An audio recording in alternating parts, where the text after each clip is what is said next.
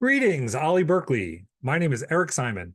I've been a biology professor and writer and nature photographer for about 30 years. And my real passion is sharing biology with non-scientists. And I'm really looking forward to doing that in my first ever course for Ollie Berkeley. And the name of that course is In Darwin's Footsteps, Journeying to the Galapagos.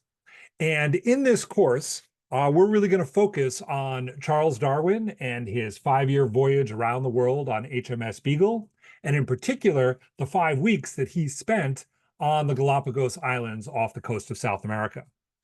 Now, I'm going to be teaching this course using a variety of original source material. There's lots of that to draw on. And I'm also going to be bringing in what I learned on my 2 trips that I've led to the Galapagos.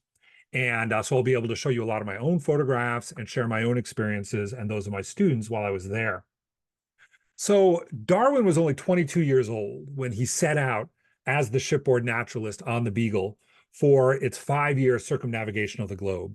And he spent about 5 weeks of those 5 years on the Galapagos Islands off the coast, the western coast of South America.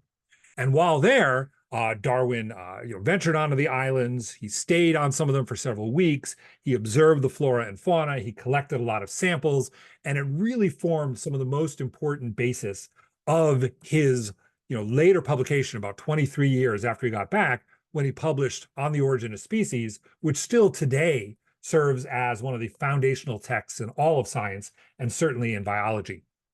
Now, you're going to learn about Darwin placed in his broader context, the cultural and scientific context in which he grew up, in which he went to college, okay, and in which he lived, because that obviously is really important to any discussion of how he formulated his ideas.